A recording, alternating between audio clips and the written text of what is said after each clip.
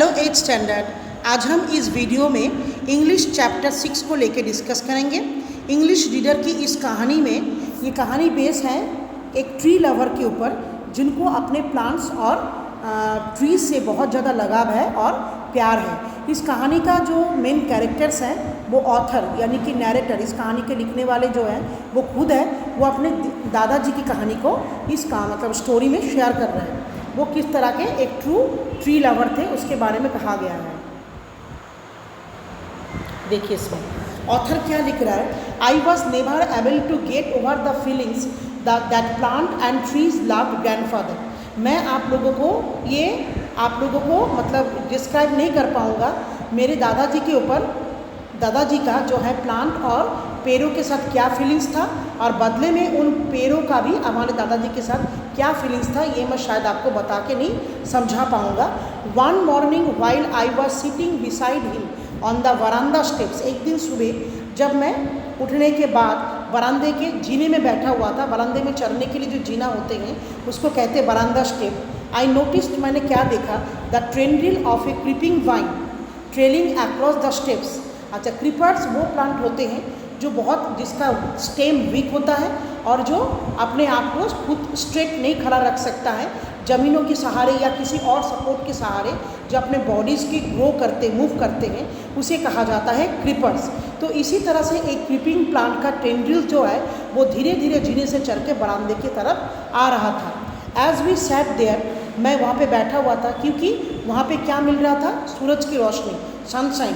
क्योंकि north India में हमें पता है विंटर में काफ़ी मतलब अच्छे तरीके से ठंड पड़ता है, तो ठंडों में जो धूप जो है सबको अच्छा लगता है, तो इसीलिए ऑथर वहाँ पे बैठा हुआ था।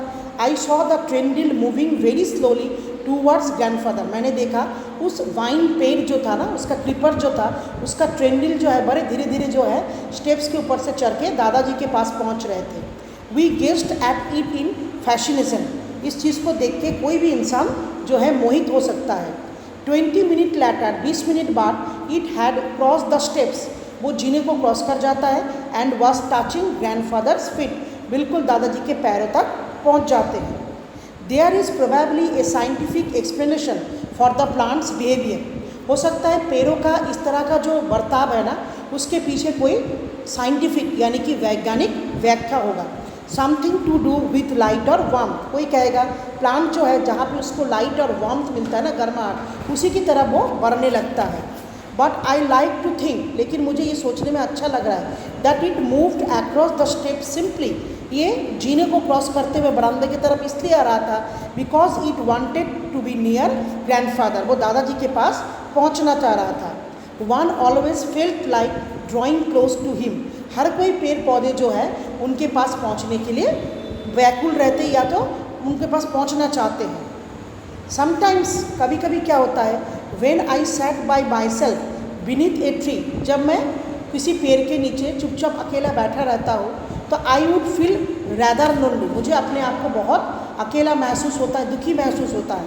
But as soon as grandfather join me, लेकिन जैसे ही दादाजी मेरे साथ बैठते हैं मुझे क्या लगता है, द गार्डन बिकम हैप्पी, मतलब बगीचे में घुसते हैं, बगीचा भी जो है बहुत खुश हो जाते हैं, and the tree itself more friendly, और जो पेड़ पौधे हैं वो बहुत ज़्यादा और भी हमारे साथ फ्रेंडली होने लगते हैं। Grandfather had serve many years in India.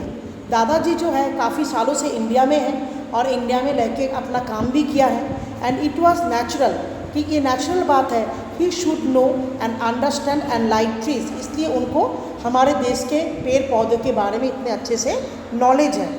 On his retirement after job, जब इंसान का 60 ईयर्स कंप्लीट हो जाता है अपनी लाइफ में तो वो अपने जॉब से रिटायर कर लेते, यानी कि जॉब से हट जाते हैं। तो रिटायरमेंट के बाद इन्होंने एक बहुत बड़ा बंगलो बनाया था, बहुत बड़ा मकान बनाया था on the outskirts of the town of Dehra गांव में, planting trees all around it, और उस बंगलो के चारों तरफ उन्होंने अलग अलग किस्म के प्लांट को लगाया हुआ था, ट्री लगाया हुआ था, जैसे लाइम, मैंगो, ऑरेंज, गुआवा, अच्छा लेबुरिनम, जैकरांडा and sweet scented मैंगोलेज।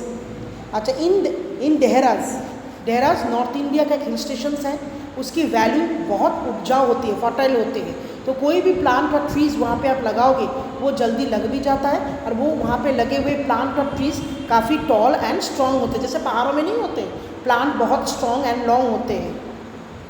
Grandfather was about 60, A lean active. अब दादाजी का उम्र 60 साल हो चुका है। अब वो उस इसके अकॉर्डिंग वो धीरे धीरे जो है थोड़ा सा एक्टिवनेस उसका कम होते हुए कम हो गया है, लीन एक्टिव हो चुके हैं। नहीं तो उससे पहले क्योंकि वो, लेकिन इनसे पहले वो एक ऐसा इंसान था he who's too still rode his bicycle. वो अपने अच्छे खासे स्पीड में अपने बाईसाइकिल को चलाया करते थे। He had stopped climbing trees. अब वो 60 के बाद इंसान का लाइफ कैसा होता है, वो भी एक क्रीपर्स की तरह हो जाता है। दूसरों के सपोर्ट से वो अपने आप को खड़ा रखना चाहते हैं। ओनली ए ईयर बिफोर, जैसे 1 साल पहले, when he had got to the top of the jackfruit tree. 1 साल पहले जब वो जैकफ्रूट यानी कि कटहल के पेड़ पे वो चढ़ तो गए थे, and was unable to came down, लेकिन उनको उतारने में बहुत दिक्कत हो रहे थे। We had to fetch a ladder for him. हमको उनको उतारने के लिए हमने उस पेड़ में लैडर यानी कि जीना लगाया हुआ था। अच्छा, अब दादाजी के बारे में ये कहा जा रहा है, देखिए, grandfather bath fairly often but usually got back in to his gardening cloth immediately after the bath. Grandfather जो है ठंड होने के कारण कभी कभार नहाने के लिए जाते हैं, लेकिन हमेशा जब भी वो नहा के बाहर आते हैं ना, वो अपने गार्डनिंग क्लॉथ में वापस आते हैं। ड्यूरिंग मील्स, जब वो खाना खाने लगते हैं तो लेडी बग्स और कैटरपिलर होता है, आप लोगों ने देखे होंगे कैटरपिलर, छोटे छोटे इंसेक्ट होते हैं, गांव में ज़्यादा दिखाई देते हैं, वो चरने लग जाते हैं। वॉक ऑफ हिज शर्ट, उनके कपड़ों के स्लिप्स में, और कई बार जो जहाँ पे टेबल में बैठ के खाना खाते हैं ना, वो टेबल क्लॉथ के ऊपर रेंगते हुए भी दिखाई देते हैं। And this always annoyed granny, और जिस चीज़ से मेरे दादी को बहुत ज़्यादा चिढ़ है। Granny did not mind trees. Granny जो है अपना इतना समय पेड़ों के पीछे नहीं लगाते हैं, but she preferred her flower garden, लेकिन फूलों वाला बगीचा जो है उनका वो बहुत पसंद है उनको। And was always writing letters over daring seeds, और वो हमेशा चिट्ठी जो लिखते हैं ना, उनको बीजों के बारे में एंड सीड कैटलॉग्स के बारे में लिखते रहते हैं। Grandfather help her with the gardening. दादाजी जो है दादी को गार्डनिंग करने में कभी कभी मदद करते हैं। इसलिए नहीं करते क्योंकि वो फ्लावर गार्डन के ऊपर बहुत ज़्यादा क्रेजी है, हर किस्म के प्लांट पौधे से उनको प्यार है। पर्टिकुलर किसी फ्लावर गिविंग प्लांट्स के ऊपर वो इतना क्रेजी नहीं है, वो ऐसे नॉर्मली जो है दादी को गार्डनिंग के कामों में हेल्प करते हैं। अच्छा, बट बिकॉज, लेकिन वो फूलों वाला बगीचे में जाना उनको पसंद क्यों होता है, क्योंकि ही लाइक वॉचिंग बटरफ्लाई, उनको तितलियों को देखना बहुत पसंद है। There is the only one way to attract butterfly, और तितलियों को अपने चारों तरफ अट्रैक्ट करने का वही एक जरिया है। अगर गार्डनिंग बगीचा जो फूलों वाला होंगे तो उसके ऊपर बैठने के लिए, हम सबको पता है नेक्टर को लेने के लिए बटरफ्लाई उसके ऊपर बैठते हैं। He said and that is to grow flower from them, वो कहते हैं इसीलिए मैं फूलों के बगीचों को, फूलों के पेड़ को उगाती हूँ। It's a rule of life, यही जीवन का सबसे बड़ा सच्चाई होता है। He went on, if there is then you must prepare the ground well, इससे हम लोग ग्राउंड को अच्छे तरह से प्रिपेयर कर सकते हैं। नेक्स्ट देखिए, grandfather was not content with planting trees just in out compound. Grandfather को खाली ये नहीं था अपने घर के चारों तरफ ही पेड़ पौधे लगाए, खाली इस विषय में ध्यान नहीं था। इसके अलावा वो क्या क्या करते थे देखिए। ड्यूरिंग द रेन्स, जब बारिश होते थे, we would walk in to the jungle में जाना में पसंद होता था। बियॉन्ड द रिवर बेड, खासतौर से नदी के किनारे। आर्म्ड विथ कटिंग एंड सप्लिंग, वो भी वहाँ पर भी बहुत सारे छोटे छोटे पेड़ पौधे लेके जाते थे। Which we would plant in the forest, जहाँ पे जंगलों में जाके हम पेड़ पौधे लगाया करते थे।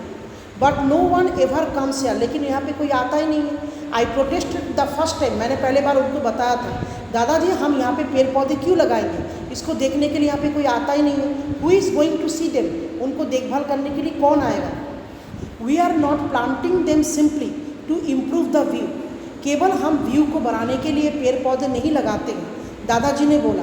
We are planting for the forest, हम प्लांटिंग करते हैं फॉरेस्ट, जंगल बनाते हैं चिड़ियों के लिए भी, एनिमल्स के लिए भी, जो यहाँ पे रहते हैं, नीड फूड, खाने के तलाश में आते हैं और यहाँ पे रहते भी हैं। ऑफ कोर्स हमें पता है पीपल नीड ट्रीज टू, लोगों को भी पेड़ की ज़रूरत होती है। ही एडेड, उन्होंने बोला, for keeping the desert end, जो रेगिस्तान के हाथों से बचने के लिए हमें जंगलों की ज़रूरत है। फॉर अट्रैक्टिंग रेन, जंगल होंगे तो क्या होगा, बारिश होंगे, ठीक है। For preventing the bank of river, नदी के किनारे में जो बाढ़ होता है ना, हर बार जो मिट्टियाँ धो के वॉश आउट हो जाते हैं, उनको बचाने के लिए भी प्लांट का लगाना बहुत ज़रूरी है। इसके अलावा प्लांट में से हमें फ्रूट मिलता है, फ्लावर्स मिलते हैं, पेड़ के पत्ते जो बहुत से दवाइयों के तौर पर इस्तेमाल होते हैं, बीज और ऑल्सो टिम्बर लकड़ी भी मिलते हैं।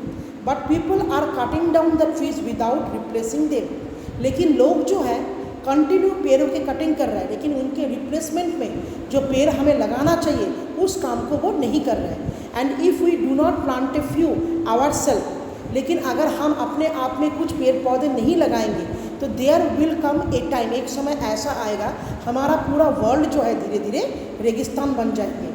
The image of a world, ऐसी एक पृथ्वी की आप कल्पना करो जहाँ पे पेड़ नहीं है, तो वो सोचने में भी आपको डरावना लगेगा। नाइटमेयर मतलब होता है डरावना।